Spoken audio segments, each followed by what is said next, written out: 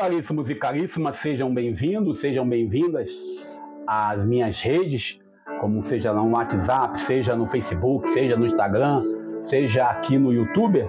Obrigado a você pela sua presença fraterna conosco nesse dia que é marcado para nós católicos como um domingo da alegria, onde nós vamos já quase celebrando o fim da quaresma. A gente que fala que na quaresma aqui no Brasil, nós celebramos a campanha da fraternidade, e a campanha da fraternidade é marcada esse ano pelo tema Fraternidade e Amizade Social. E essa semana a gente viveu aí, né, os textos falando a questão da lei, a questão do respeito.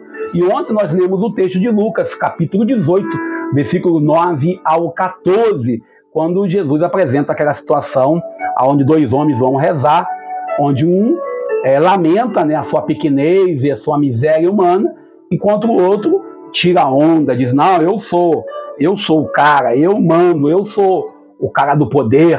E aí Jesus fala que não adianta nada você tirar essa onda toda se você não sabe entender que os humildes serão exaltados e os exaltados serão humilhados. E a gente ainda entra nesse contexto aí falando durante a semana.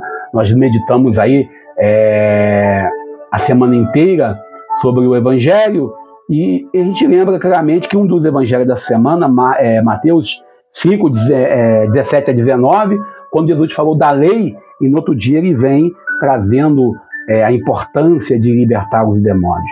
E depois ele traz a questão do amar ao próximo de sexta-feira. O que isso quer dizer hoje?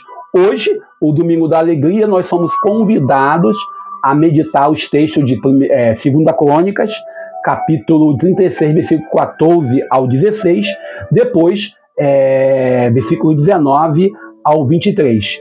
O salmo é o Salmo 136, entre parênteses, Salmo 137, e a segunda leitura, Efésios capítulo 2, versículos 4 ao 10.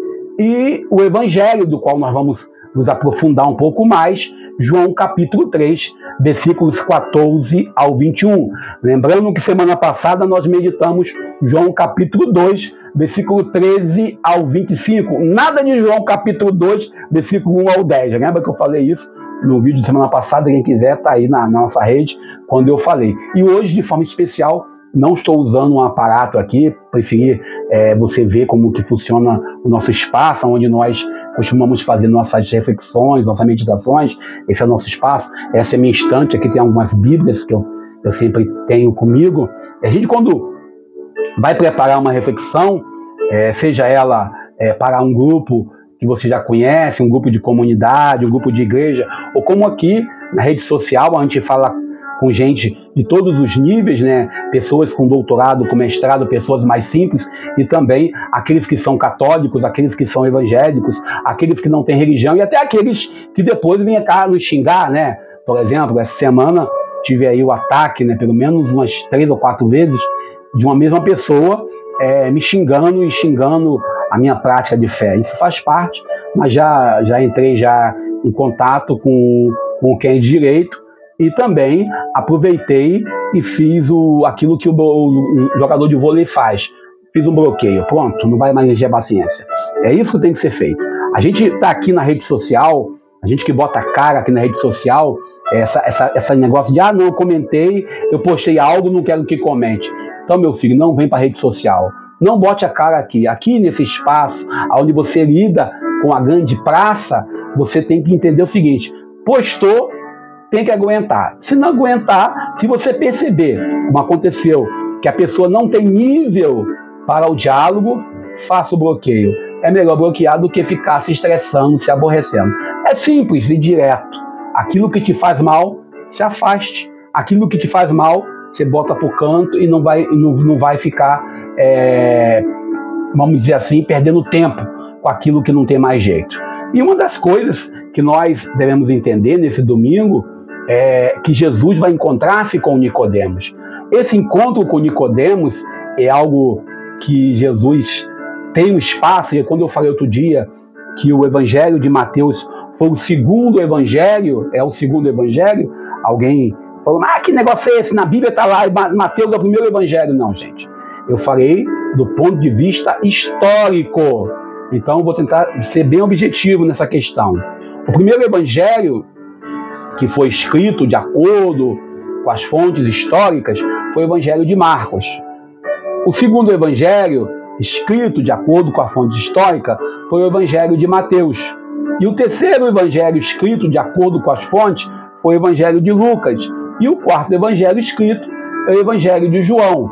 E aí a gente sempre brinca, e o professor de teologia dizia isso, de hermenêutica, ele dizia, o evangelho de João ele tem uma riqueza teológica que os outros evangelhos podem não ter.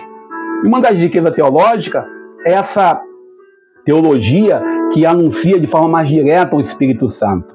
Essa teologia que assume de forma mais direta esse encontro de Jesus com Nicodemos, esse encontro de Jesus com a samaritana, Jesus quando fala que ele é a videira, Jesus quando fala que ele tem esse contexto, né, de uma coisa de ele e o Pai ser um, e essa proposta toda que nós estamos analisando no sentido de João ter riqueza de detalhe que Mateus, Marcos e Lucas não têm.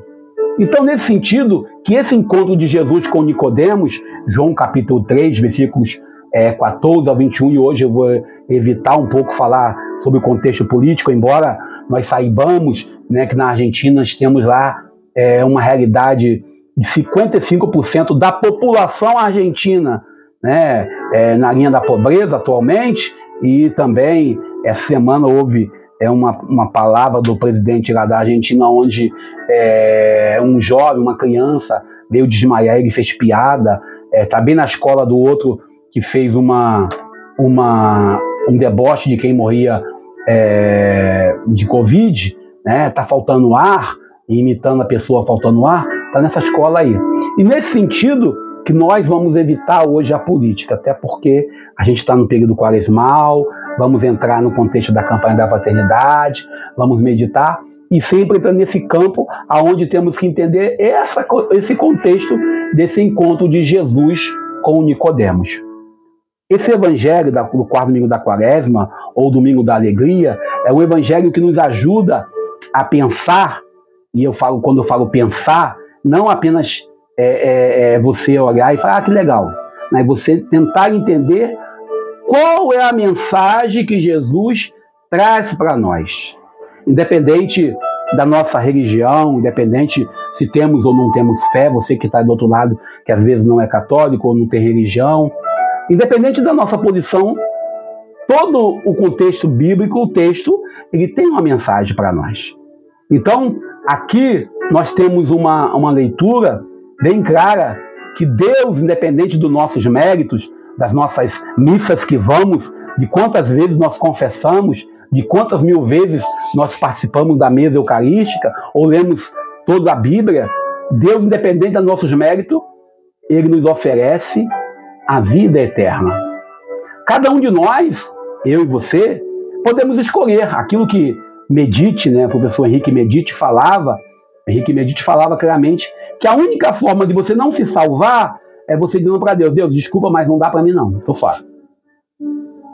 A nossa resposta ao Deus da vida tem que ser também com a vida. Não pode ser uma resposta com a morte.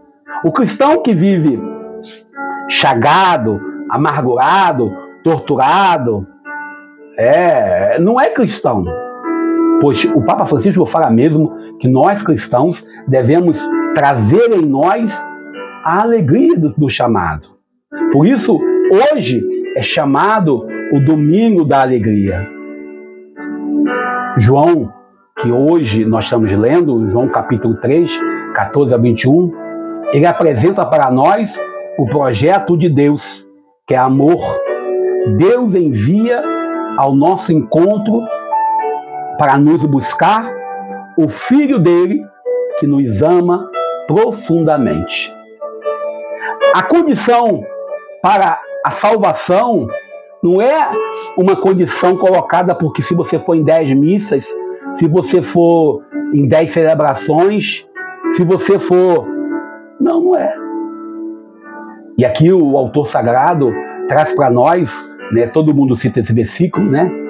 João 3:14, né? Assim como Moisés levou a serpente no deserto, também o Filho do Homem será levado, para que todo aquele que acredita e tenha nele a vida eterna. É pela cruz que vem a ressurreição, é pela cruz que vem a salvação. E aí todo mundo cita isso com muita propriedade. Deus amou tanto o mundo que entregou o seu Filho único, para que todo homem que acredite nele não pereça, mas tenha a vida eterna. Tá, Deus entrega seu Filho por nós. E aí eu lembro daquele filme que alguns não gostam de ver, que alguns questionam. Deus entrega seu Filho por nós. E o que nós entregamos a Deus de volta? A lição que nós escolhemos. Deus, quando chama o povo de Deus lá, povo de Israel, povo de Jacó, povo de Abraão, lá no Egito, que ele nomeia um libertador, que é Moisés, mas a libertação de Moisés é uma libertação, vamos dizer assim, temporária. Toda a nossa história humana, ela é voltada e ela é vivida a partir desse caminho que nós estamos traçando. Moisés coloca uma condição para poder sair da terra, para poder estar naquela terra. E talvez o que nos falte nesse século seja essa noção de um Deus que nos liberta. E Jesus, na sua sabedoria, na sua mansidão, com seu jeito, ele traz para nós uma proposta não de morte, mas de vida. E vida plena. E vida em abundância. Por isso, com o evangelho de ontem, Lucas 18:9-14, quando tem aqueles dois homens, um dizendo, olha, Senhor, eu não sou como os outros, eu dou o dízimo, eu frequento a missa, eu vou no culto, eu leio a Bíblia, eu rezo o texto. E o outro diz, Senhor, tenha misericórdia de mim, porque eu sou pecador. Entregar a Deus, apresentar a Deus todas as nossas misérias, apresentar a Deus toda a nossa fraqueza. E aí outro dia, conversando com um amigo padre, e nós falávamos da importância da confissão, da importância de nós frequentarmos o sacramento da confissão, e a quaresma é para isso, a importância de nós, na quaresma, fazermos a via sacra. A salvação que Moisés, a libertação que Moisés vem trazer para o povo, é uma libertação temporária. Desculpem eu falar assim, meus irmãos judeus. Mas a libertação que Jesus traz para nós, no momento que nós aderirmos a ela plenamente e mantivermos a perseverança, é uma libertação plena. É uma libertação total. É uma libertação que nós iremos gozar de uma vida eterna. Lá na proposta de Moisés, uma terra que corria leite e mel.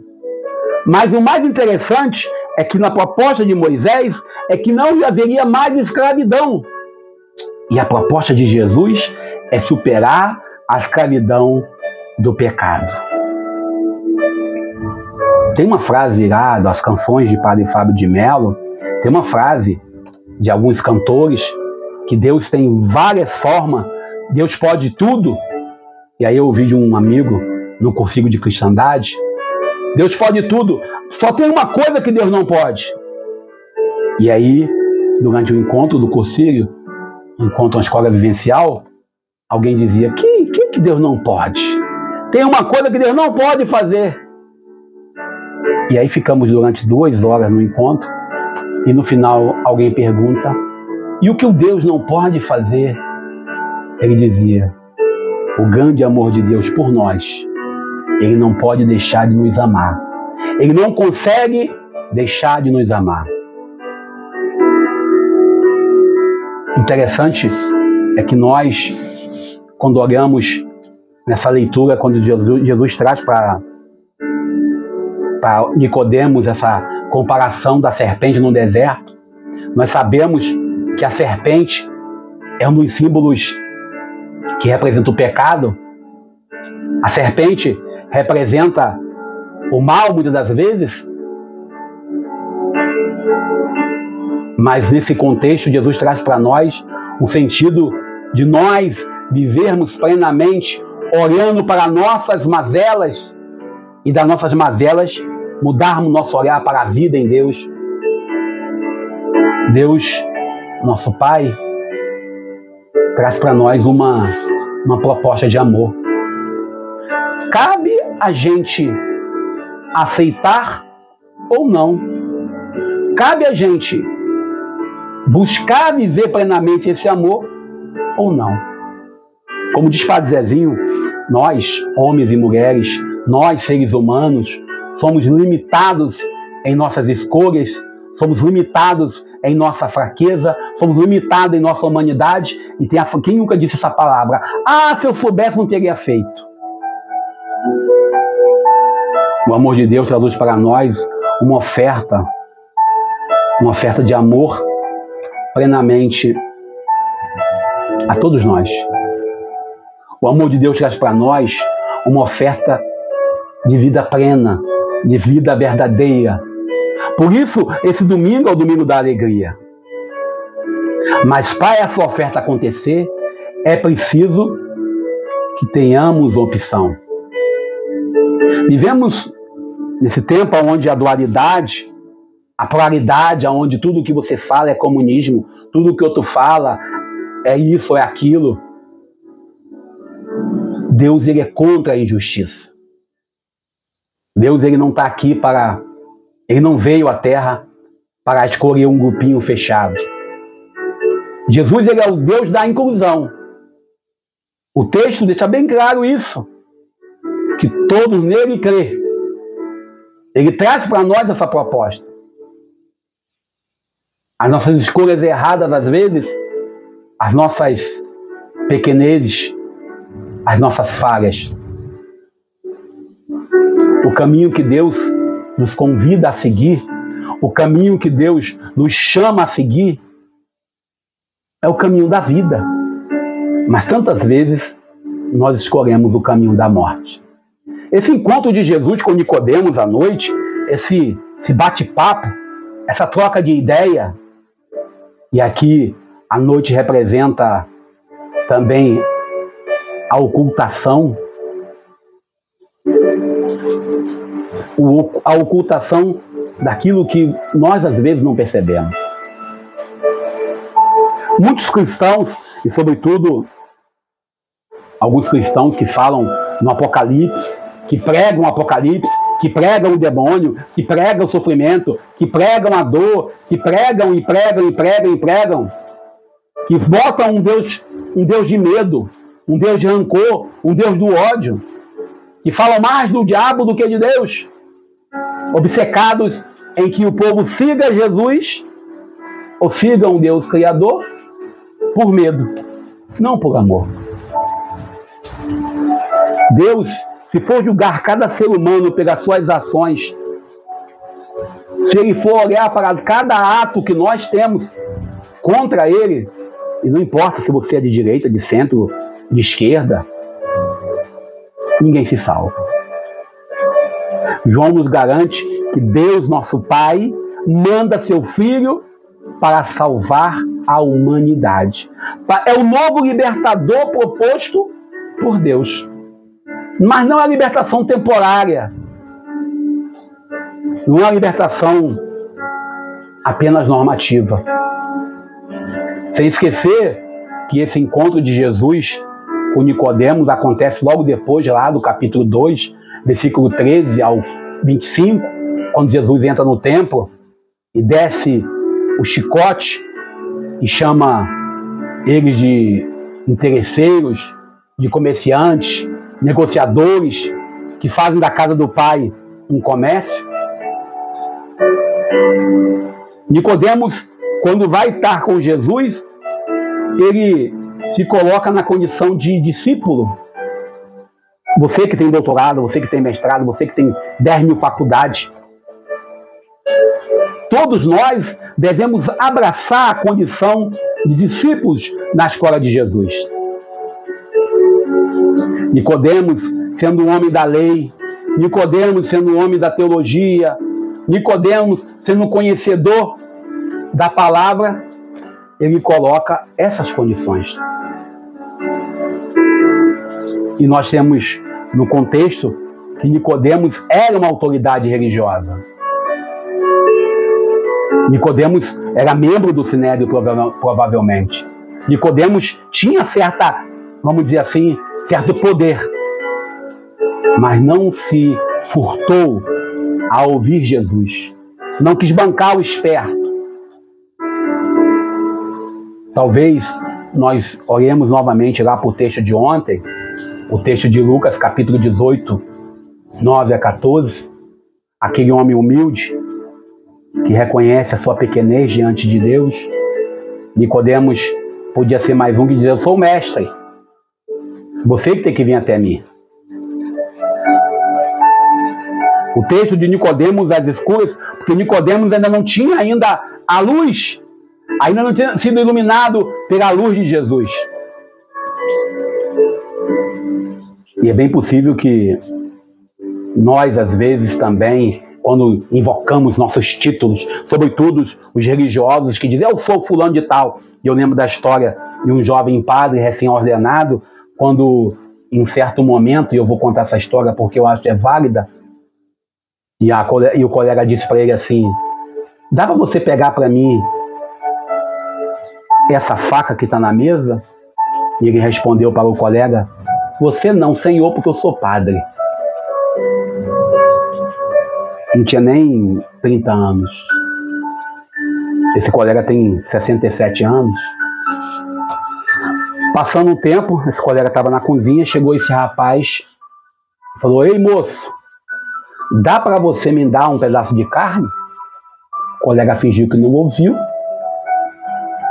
E ele: ei, moço, dá para você isso? E o colega ficou quieto. E ele falou para o colega pela terceira vez: ei, eu estou falando com você.